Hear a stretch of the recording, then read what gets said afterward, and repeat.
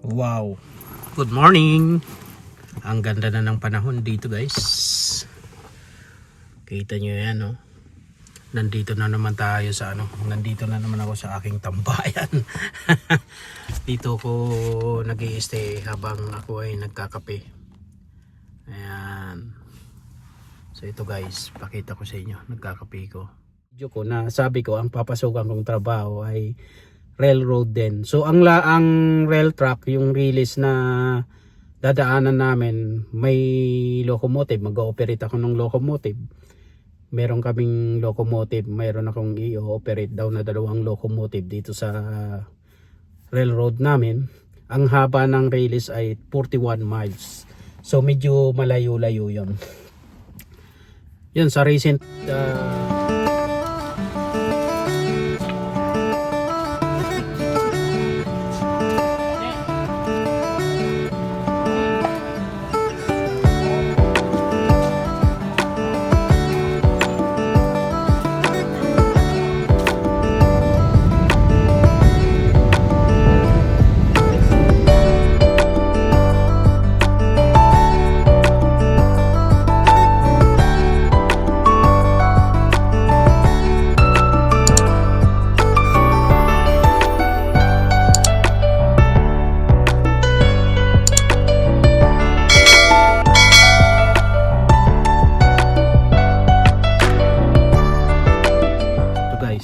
ito ang aking kape. McDonald. Napadaan ako sa McDo. Malayo-layo yung sabi ko, dito na lang ako sa McDo magkakape, magda-drive-thru. Pero lagi-lagi sa Tim Hortons talaga ako nagda-drive-thru ng kape. Tulad ng sabi ko, guys, ang ganda ng panahon. Nasa -2 or -1 lang today. And araw na naman ngayon ng Thursday. Di off ako.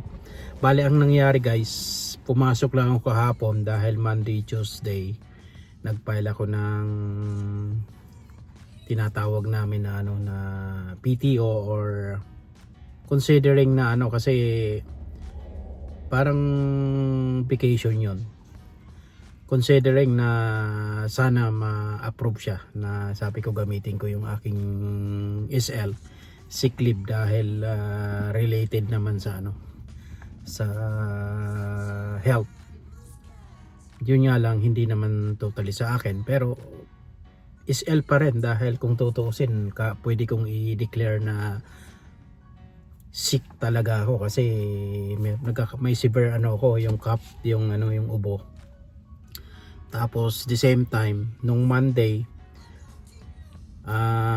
dinala namin or nagpunta kami sa Regina dahil kay CJ sa kanyang specialist sa Regina. And then Tuesday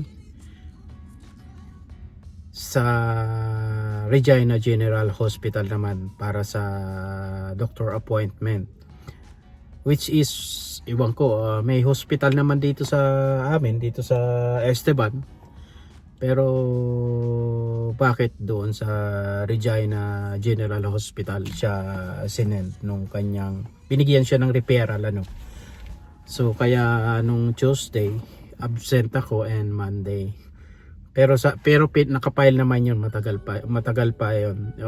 pa pinail ko na yun dahil nga yung appointment dito sa Canada. Pag nagpa doctor appointment tayo, minsan hindi naman kaagad-agad, depende sa mga list, sa haba ng list or ng schedule nila. Talagang may time, lalo na kung may waiting list, yung tinatawag na ganun. Kaya buti ka mo, magkasunod lang yung Monday, Tuesday. Kaya Monday, Tuesday nasa Regina kami, and then tulad nga nun, hindi ako nakapasok ng Monday, Tuesday. Pumasok ako kahapon, Wednesday. Tapos ngayon na naman, dahil ang cycle kasi ng schedule ko Sunday, Monday, Tuesday, Wednesday, 4 days with tag sa 10 oras.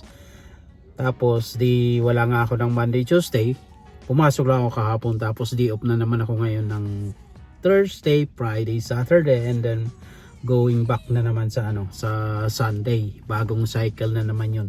Yun nga lang, sad to say, aalis na ako guys. Nabanggit ko sa recent sa video ko habang nagda-drive papuntang Regina na hanggang March 27 na lang ako dito sa trabaho, dito sa rail terminal, dito sa border, US border, dahil nag-notice na ako sa trabaho ko nga. Nabanggit ko na, ulitin ko na lang ngayon. Nag-notice na ako ng 2 weeks since nung last week pa, kalagitan nung last week, and then nag-count ako ng mga 10 days, 2 weeks notice yun. Bali mag-i-end ako last day ko sa Wednesday, March 27. Tapos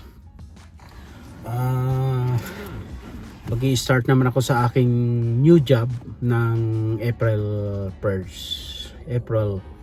So sa bago kong trabaho na ang reason bakit ako aalis dito sa trabaho ko sa border, una, practical, 1 hour drive kasi ko doon, tapos yung syempre yung biyahe, yung maglalaan ka ng allowance, lalo na especially kung winter na hindi naman makukuha talaga sa 1 hour drive yan, lalo kung madulas yung highway.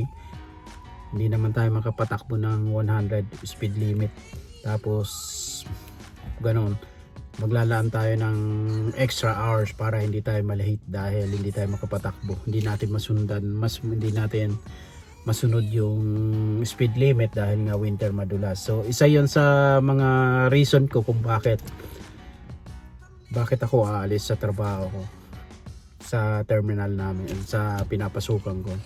Total 6 years ako sa kanila, total na yon. Tapos nagkaroon lang talaga ng opportunity na dito sa Esteban lang, just 5 minutes drive. Kaya siguro yung dream ko na namimiss ko talaga. Imaginein, taga rito ko sa Esteban, ang sarap ng pakiramdam na yung hindi ka maglalaan ng 2.5 or 3 hours a day tuwing papasok ako sa trabaho, na yun ang nakukonsume or nagagamit ko pa added sa 10 hours na duty ko. Imagine, aalis ako ng madilim pa sa bahay ng 5:10 AM and then makakauwi mga 6:10, 6:15. So imagine, sobrang haba ng oras na wala tayo sa bahay at driving pa. Yung minsan nga, tulad ng sabi ko, pag winter masama ang panahon, sobrang dulas ng daan, risky talaga. Sa biyahe pa lang, isa na yun sa nagpapabigat din, stress sa akin. Kaya sabi ko, lagi akong natingin sa SAS job, sa Indeed or ano yan dito, yun yung website kung saan pwede kang tumingin ng mga trabahong hiring na mga company na pwede kang mag-apply. Tapos lagi akong halos tumitingin ako na sabi ko, may makita lang ako na trabaho na gusto ko and sapat or halos hawig or magkasing tulad, kahit hindi gaano close sa salary ko. Sabi ko, tatanggapin ko na.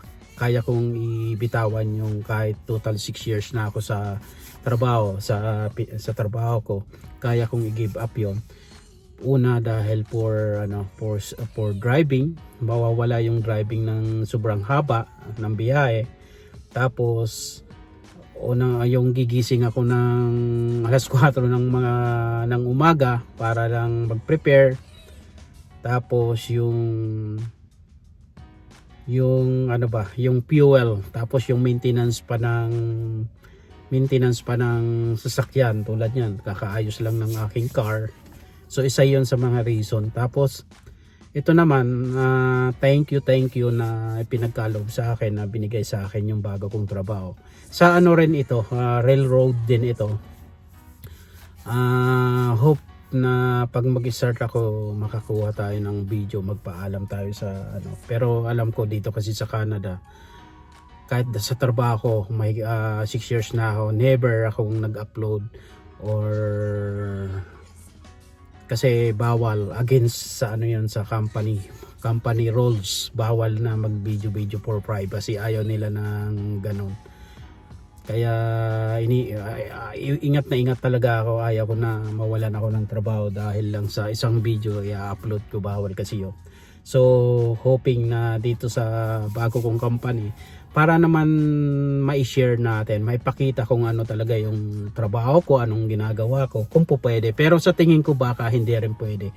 So nabanggit ko na to sa recent video ko na sabi ko ang papasukan kong trabaho ay railroad din. So ang rail track, yung release na dadaanan namin, may locomotive, mag-ooperate ako ng locomotive.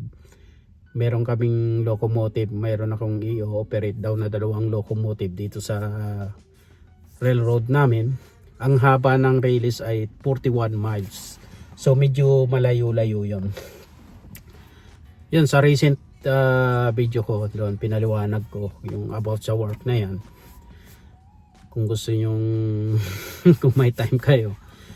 At ayun lang guys, gusto ko lang mag-share dahil ilang araw na lang yung natitira na naman. Gusto kong mag-relax din muna. Tinatanong nga ako ng boss ko kung gusto ko daw na isama sa list dahil may mga train, may mag-unload kami ng mga product galing US, fertilizer, may higit 100 rail cars yun. Kailangan sana nila ako, kaso kailangan ko mag-adjust ng schedule dahil palapit na rin yung day na ilang days na lang din mag-i-start na rin ako sa bago kong trabaho. So may mga plan na before ako nag-decide na umalis dito sa trabaho na to na mga dapat kong gawin. So kailangan ko mag-adjust dahil nasira nga, nag-file na nga sana ako ng bakasyon, pupunta sana ako ng US dahil sa may nag-i-invite nga sa May 27 to June 6. Naka-schedule na yun, pinail ko na nga sana dito sa company namin. Yun nga lang, nag-resign na ako, so masisira, mukhang hindi ako matutuloy na pupunta sa US, sayang. Dahil mag-i-start pala ako dito sa bago kong company, bagong trabaho, medyo alanganin. So tiis-tiis lang muna. So mangyayari nito baka next year na lang. So wala tayong magagawa. And glad mas nakakatuwa lang yung ina-expect ko na sana pag makahanap ako ng bagong trabaho dito lang, mas malapit. Imagine 5 minutes drive lang. Nalamangan pa, nasubrahan pa kung magkano yung per hour ko sa trabaho ko dito sa sinasabi kong 6 years na sana ako. Mas nalamangan pa, lumampas pa ng $9 yung itinaas. Ina-expect ko pag nakahanap ako ng trabaho dito, mga malulugi ko ng mga $4 kumpara doon. So yun nga lang, ang ano dito, bagong work environment, pakikisama sa mga bagong makakasama ko sa trabaho. So kailangan ko mag-adjust, tapos ibang trabaho ito pero rail cars movement din, yung pagdadrive ng locomotive, tapos may halong basta yun, mag-repair ng kung ano man yung part ng ng trabaho. Okay lang, so at least itong bago kong trabaho ay may matututunan na naman ako, panibago, and may kaunting pag-a-adjust. At ako ay magdadrive kasi sa trabaho namin dito sa border, ang ticket ko within terminal lang ako pwedeng mag-drive, mag-operate ng locomotive ng train kasi loop lang naman yung paikot, parang oval.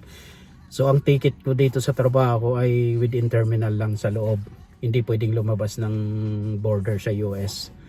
Kasi once na turn over sa amin yan, yun, doon na kami, pag ako ang naka-assign na magdadrive, unloading or loading. Ngayon dito is a private railroad na ang haba 41 miles.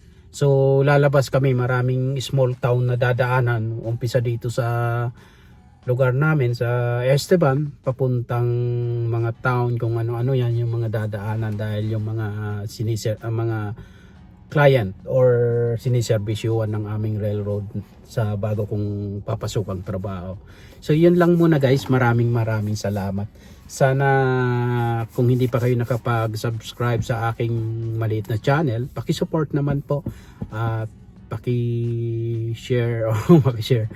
Kahit paki-like and comment po para naman nang sa ganon ay makita natin na kahit papaano yung pag-upload ko ay may kahit kaunting silbi or na makakatulong sa mga kababayan, especially sa mga kababayan na gustong pumunta rin dito sa Canada, especially dito sa dito sa Saskatchewan, probinsya ng Saskatchewan, the third province of Canada, Saskatchewan. Ayan. So, yun lang guys. Sa mga hindi pa nagsasubscribe, sabi nga nung ating idol sa Ontario, nagtataka nga tayo bakit hindi pa kayo hanggang ngayon hindi pa kayo nagsasubscribe sa maliit kong channel. Kaya paki-subscribe, ginaya ko siya. Yan, maraming salamat po and have a good day and bless everyone. Maraming salamat po.